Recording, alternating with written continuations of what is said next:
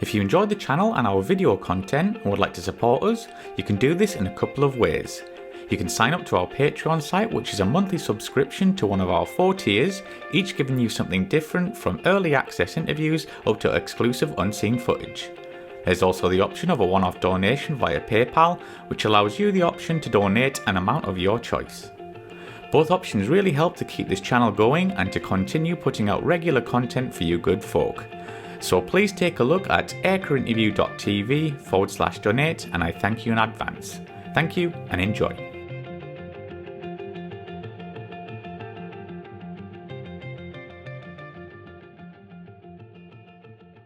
So Chris, when did you first become interested in aviation? Yeah, it happened early in my life. I was inspired by my dad. My dad flew RF-4s in the Air Force for the first probably 8 to 10 years of his life, or his officer life. We were stationed in Germany. My dad was at Zweibrücken Air Base, one of the many great bases in Western Europe that have now since shut down. But I was about 5 or 6 years old. My brother and I were escorted by one of his squadron pilots. You know, we got to drive around the flight line. And we went up to the control tower. My dad was flying that day. He was doing a functional check flight, which is when you take the airplane out for a flight. It's normally been down for maintenance for a couple weeks, couple months, getting some sort of major modification or some work done. And so they take it out and they work the airplane to the full aircraft limits with primary modes, alternate modes. So we got up to the tower. They took to the runway, and then they light up the afterburner, the reheat, and rolled down the runway. Snatched up the gear and flaps, and then the overcast that day was about 800 feet to 1,000 feet, so a low overcast over Germany. And I remember they pulled full vertical. We saw the afterburner plumes, and they disappeared into the clouds. And I went, "Oh, I think that's what I want to do for my life." So that was kind of the catch, the hook that gave me some something I always wanted to do was fly. Was seeing my dad, and also my grandfather. He was spent 26 years in the Air Force. He was a B-17 pilot in World War II. He took off from a base in England. On his second mission, he was shot down over Holland. So he bailed out all of his crew and himself and got out just before the airplane crashed, and crashed into a farm in Holland. So he spent 2 years as a POW, and then afterwards, after the war was over, he came back to the States and was a test pilot out at Edwards Air Force Base, and had a long distinguishable career in the Air Force, and he got the chance to fly with Chuck Yeager out in the deserts of Southern California, and dropped him from B-29 when he went Mach 2.2, and he was a test program manager for the X-15 program out at Edwards. And so growing up as a kid, sitting around the dinner table, hearing those stories of his life in the Air Force, that plus seeing my dad fly around an F-4, was a pretty easy decision. One, started my love for aviation, and also a desire to join the Air Force. Sounds like almost you didn't have a choice, really. Yeah, that's right. That's what I thought when I went into the Air Force, or went into college. I was like, I think this is what I'm going to do. I think this is what we do in the Russell family. So, So what year did you actually join the US Air Force? So I joined the Air Force in 1995. I went to a university in Colorado, up just north of Denver, Colorado State. Graduated in '95. I went through the Air Force ROTC program there, so that gets you ready to be an officer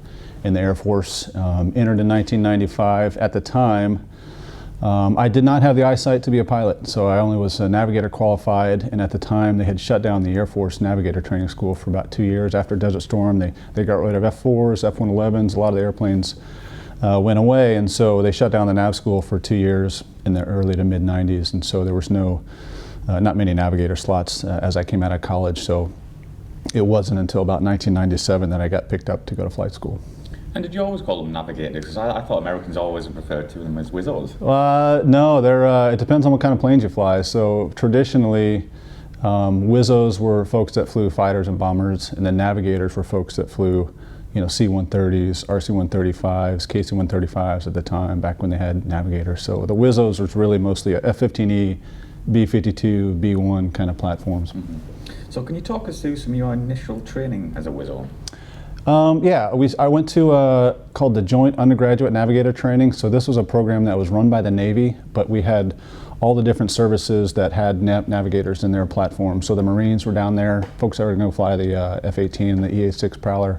We had Navy officers down there, then Air Force officers, and then we also had an international footprint down there. So the Germans were there, folks were going to fly the F-4 and the Tornado for the German Air Force.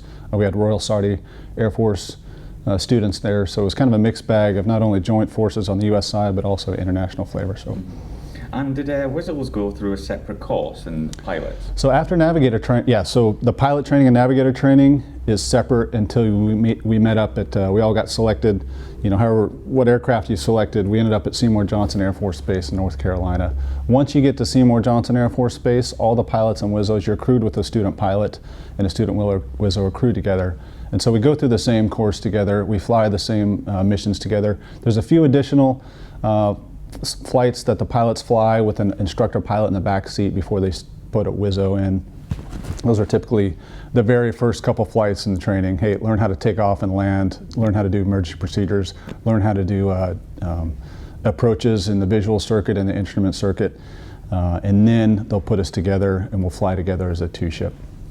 We're going to talk about being a WSO in a bit, but did you always want to go on to the Strike Eagle? Yes, yeah. I think when it debuted in Desert Storm, I was still in my last year of high school, but watching the F-15Es and all the work that they did along with the other platforms in Desert Storm, I think that's where I first noticed the F-15E and how incredible it looked and what a warhorse it was during Desert Storm, and then through the 90s, just what an impressive airplane it was. And there was an F-15E book that was published a couple years after Desert Storm that I recall reading, F-15E in the Gulf, and just be mesmerized by the stories that the guys told, and then later on in my career getting to fly with some of the same folks that were in Desert Storm. So yeah, I always wanted to fly the F-15 from the day I went to flight school. Once I saw it debut in Desert Storm, and then also going through flight school. Yeah, she was always the one I wanted to fly. So. Brilliant.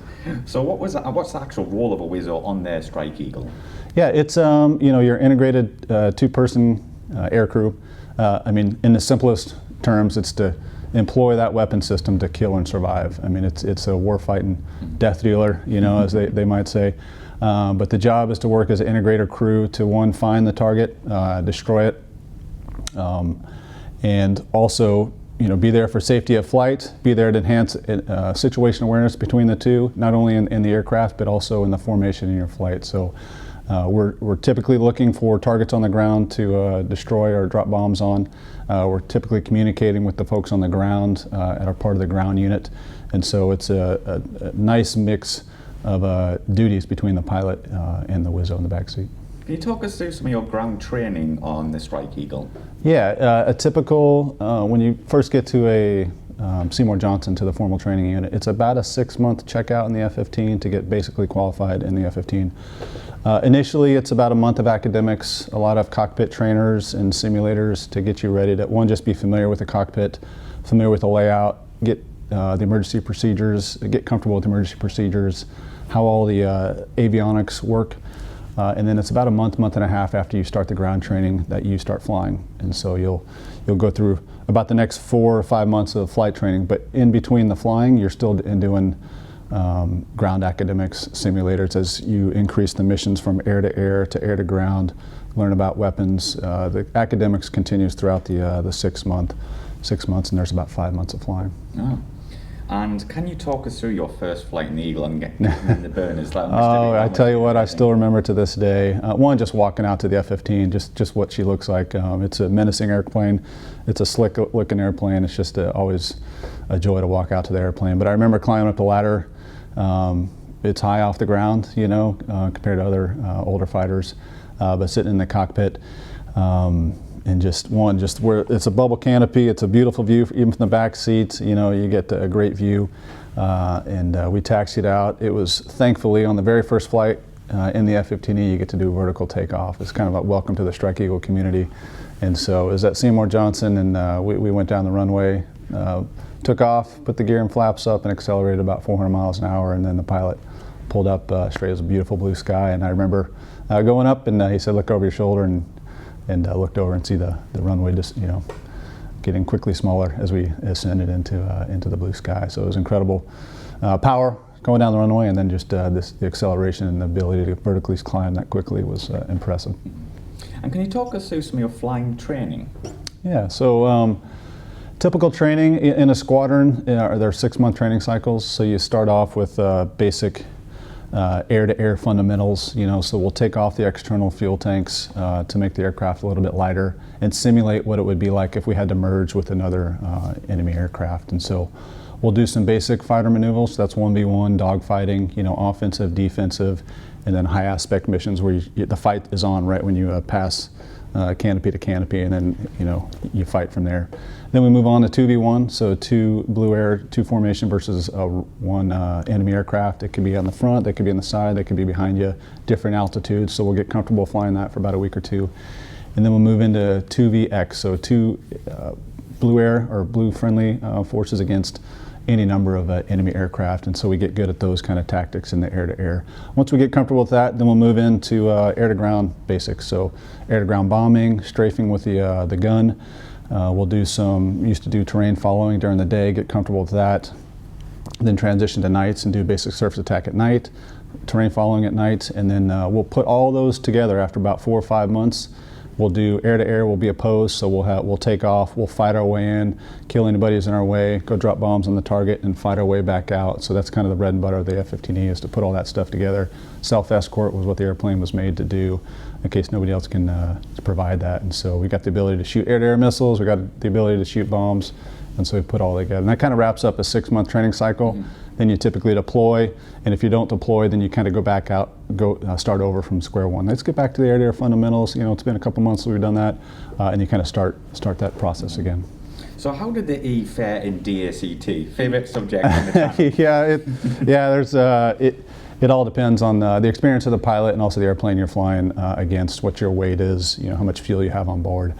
Beyond visual range, the airplane is tough to beat. Certainly when I started flying, it was the premier fighter. Obviously with stealth and some of the other capabilities that are out there, there's some good capabilities on both stealth and 4th generation fighters. Within visual range, I had some successes against a Mirage F1s down in Greece. We fighting those guys. I tell you what, dogfighting close in with an F-16, a Eurofighter, a Marine F-18 is a humbling experience because the F-15E differs from the F-15C. It's got some external it's got external tanks, but even without those, we have conformal fuel tanks, and so those that's an extra almost 10,000 pounds of extra gas. We've got a lot of parasite drag where we hang our bombs on our airplane. Even if the bombs are not on there, there's little bomb racks that create drag, and each one of those adds up to more drag. So you can deplete your energy pretty quickly in the close-in fight if you're trying to go in for a kill. So some of those aircraft that were better within visual maneuvering stitch us up pretty good. But it also depends on if you got a young pilot and an F-16 or a Eurofighter, and you've got a very experienced F-15 pilot. You can certainly surprise them with some of the maneuverability of the F-15. Did you ever go up against an F-14? No, I did not. I would love to, because that would have been a good fight. Yeah, that's right. Yeah. So what was your first squadron and where were you based? So my first squadron was the 335th Fighter Squadron. It was based in Seymour Johnson Air Force Base in North Carolina. I got into that squadron about February of 2000 and spent about 3 years in that squadron. And can you talk us through a day in the life of a WSO on the frontline squadron? Sure. The day in the life of a WSO when you first get to the squadron is to master that weapon system. And it's to get as smart as many things as you can as quickly as you can. So you try to fly them as much as you can, and when they're not flying, they should be studying in our vault. We call it the vault, but weapons and tactics shop lives back there. That's where our tactics manuals are. That's where our academics are. And that's where a young WSO should be spending the majority of the time. But the day in the life on a typical sortie, you're an integral crew of the integral part of the formation and the airplane. So you're involved in mission planning, the sortie. You're coming up with an air-to-air game plan, how we're going to defeat the enemy out there. Air-to-ground game plan, how we're going to put the bombs on the target at this particular time, at this particular altitude. You're involved in the briefing, so you're briefing all aspects of the flights. And then you go out and execute, and you come back and debrief what you learned. You watch the tapes during the flight, and then you rinse, lather, repeat the next day and until the weekend. So it's not always like Top Gun? No, it's not always like Top Gun. But did you find it scary coming into a frontline squadron? I mean, you took us around today, and just going in there, I'd be so nervous. It was my first time on a frontline squadron. Yeah, you're definitely anxious, because these guys, these squadrons have so much combat experience, and here you are, you've never been to combat, you've never really, it takes a couple years. For me, it took me a couple years to kind of master the airplane. It doesn't just happen. As soon as you're done with Seymour Johnson, you get your ops squadron. You still have to go through about a 3 or 4 month mission qual checkout. So in order, before those folks can go to war, you still got to you learn how to apply the basic, you've learned how to fly the F-15 basically, but now you need to employ this thing in combat and really understand the tactics. And so, yeah, there's a little bit of, I guess, anxiety. You're excited to be in the squadron. You're full of, you just spent the last 2 or 3 years of your life training to get here. And so it's easy to stay motivated, but yeah, it's a lot of work for the guys when they first get to squadron because there's just so many missions in the F-15E. There's a lot of different weapons it drops, and so you got to master those in order to do that. You got to fly a lot and you got to study a lot. Yeah, so let's talk about some of the weapons that get carried in your time, if you could just explain that for the viewers. Yeah, so when I entered the F-15E, it was before JDAM, before GPS guided weapons, so we had dumb bombs, so general purpose bombs, so Mark 82s, Mark 84s, and the young guys would probably laugh today if they heard that, but so that was kind of the bread and butter, and then laser guided weapons, around for a long time, so that was also the bread and butter. Laser guided weapons, 500 pounds, and 2,000 pound weapons, the GBU-12 and the GBU-10. And then we had GB-24, which is still around. That's a 2,000 pound laser guided weapon, big wings, very accurate, and a good standoff as well for that laser guided bomb. Also, back in the day, AGM-130s, which are no longer in use, and GB-15s. These are the AG-130 has a rocket on it, so you drop it, and then at a certain altitude, the rocket fires, right, and fires for about a minute, so it adds an extra, 10-15 miles of standoff for the AGM-130. And if you ever saw any videos of Operation Allied Force, in Kosovo, a lot of the videos that you see of the bomb going right through the window, those are AG-130s and GB-15s, and those were still out when I first entered the aircraft. And then about 2004 is when we got JDAMs, and I was stationed at RAF Lakenheath at the time, and so we got GPS munitions and took all the fun out of, because you put in coordinates and it goes where you want it to, as long as the coordinates are accurate. So let's talk about some of the strengths and weaknesses of the Strike Eagle. Sure, the strengths, twin engine, twin seat. It's got a lot of power, carries a lot of gas, and carries a lot of munitions. And so it's certainly, when you're downrange, the Combined Forces Air Component Commander, the 3-star general, typically wants to know where the F-15Es are because we got a lot of gas and a lot of weapons. So it brings a tremendous capability, and the 2-seat airplane brings a lot, as long as you got 2 good guys in the cockpit, right? So you'd hate to have somebody who's draining somebody's situational awareness. But if you put two good crew in the same jet, that multiplies the capability of that aircraft, just because all the capabilities that you can do. You can have the pilot worried about the air-to-air threat, meanwhile the WSOs in the back seat finding the air-to-ground target. In terms of weaknesses, I'd say there's not many, other than she's not stealthy. In that close-in fight, she does deplete energy pretty quickly because of the drag.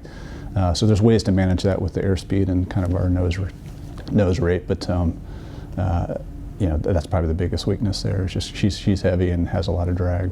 Do you think there's still a need for a 2-seat aircraft these days? Yeah, I do.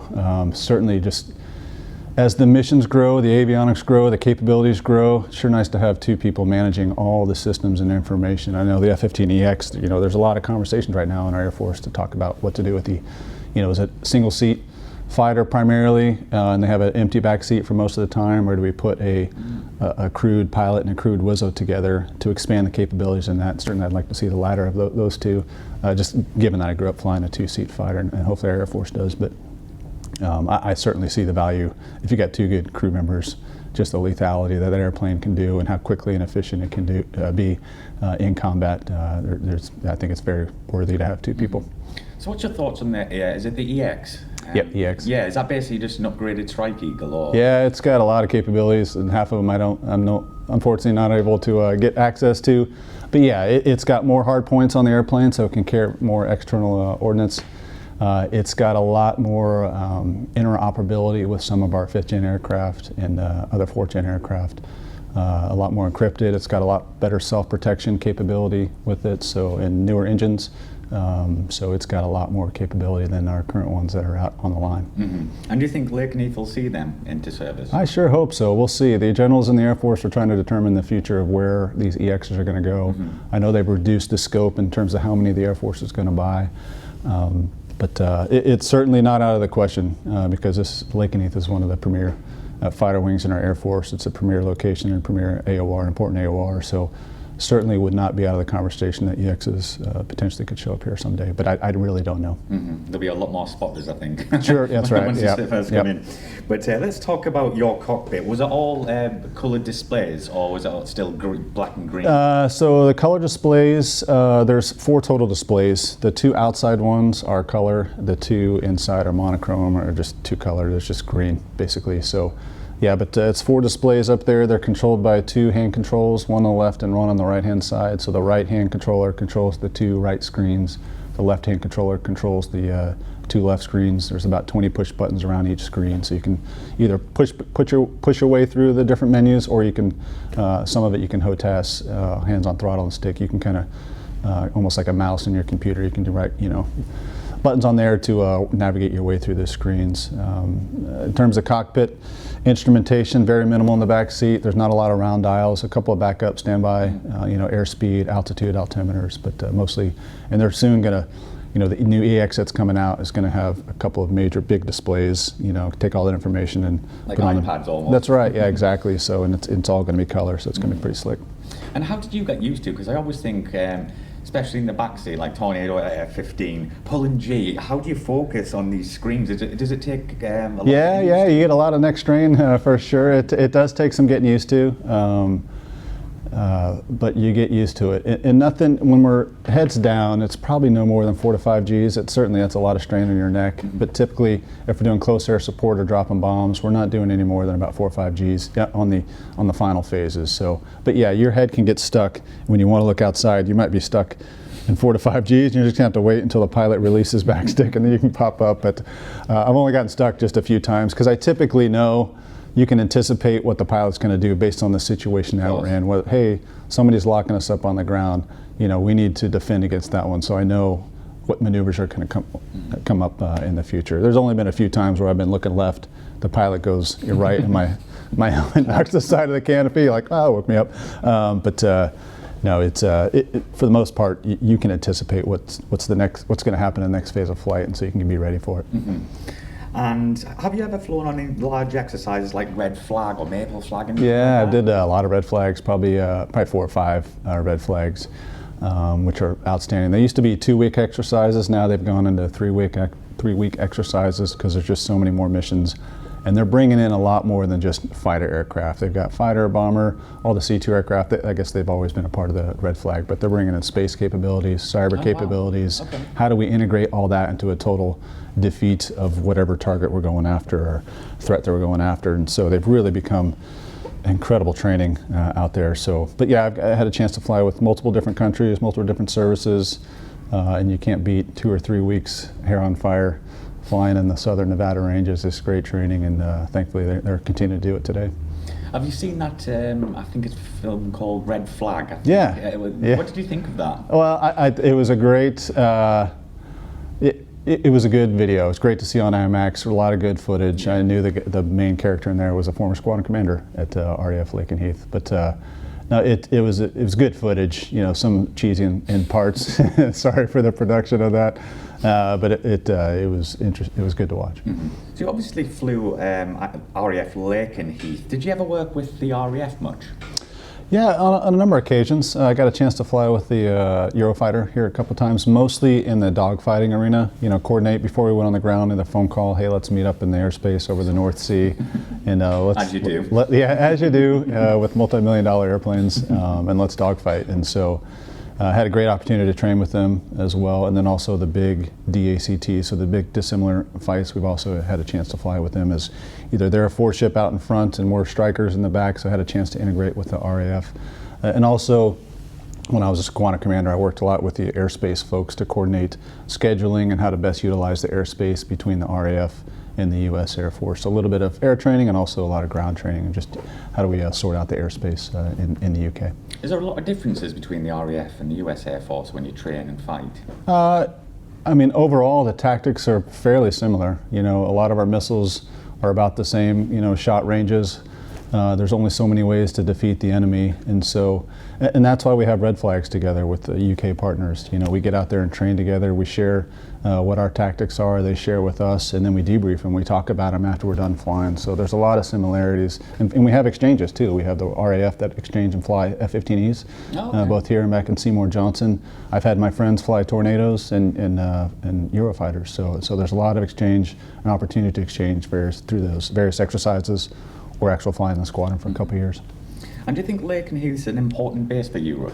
Oh yeah. I mean, you've got now 3 fighter squadrons here, 2 F-15E squadrons in the F-35, and just across the street you've got RAF Mildenhall providing KC-135, so the folks that helps give us gas. You've got RC-135s over there that help gather intel in the AOR. So crucial base, and certainly one that I wouldn't think be going away anytime soon. Yeah, it's too big anyway. Yeah, that's right. Yeah. So how often would you fly at Lakenheath? When you're a young crew, you're probably flying on average 3 to 4 times a week. Some days you fly, some weeks you fly 5. The older you get, the less sorties you need to stay proficient, because normally you've got bigger responsibilities in the wing. Whether you're in a leadership position or an important job in the wing, you're typically flying 1 to 2 times a week. But the minimum required sorties for a young guy is 9 flights a month. Experienced is 8, and then if you're an attached squadron, it's 5. They don't fly the attached guys as much, it's because they've got other responsibilities, but typically guys are flying 8 to 9 times a month to stay current. Is that the same today as in your day? Yeah, should be. Yep. Okay, yeah, right. Yep. Because it seems like the RAF, they're getting less and less hours these days. I don't know if it's the same for the USAF or... Yeah, I haven't flown in 6 years, so my information might be dated, but I don't know how many flying hours they're getting per year, but I suspect they're flying just as much as they were probably when I left. Yeah. I'm going to ask a really nerdy question. Yeah, go ahead. Hopefully, I'm not a nerd, so hopefully I can answer it. Well, I've always been fascinated with the nozzles on the E, because they don't have the petals on, as you call it, or the turkey feathers. Why is that? These do have turkey feathers on them. Oh, did they? Yeah. Okay. If I understand what you're talking about, but yeah, the nozzles. It depends. So the Pratt & Whitney engines don't have the covering of the feathers. The General Electric engines do. But they move a lot, right? So when they're in idle power, they're wide open. When you go to mill power, they close. And when you select reheat, they'll open back open. There's a lot of stuff happening inside the engines to make all that start work, make that more powerful. But they'll open back up once they go to afterburner.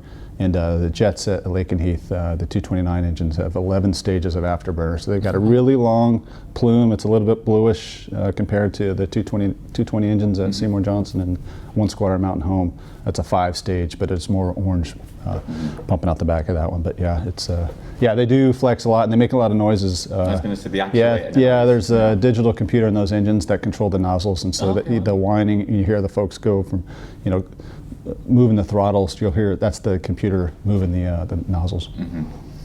And before we move on to, you had a very interesting event, didn't you? Yeah. But can you tell us, in front of us, we got this F-15 on a stick. Can you tell us what this is used for? Well, the stick is, an airplane on a stick is normally used for briefing and debriefing, to visually show references, whether if it's a close-in fight, hey, if you're offensive, I would put the stick here, and hey, this is where you're trying to shoot the enemy aircraft. If you're defensive, you try to show them pictures of, hey, this is when you need to jink, this is when you need to defend against a missile shot.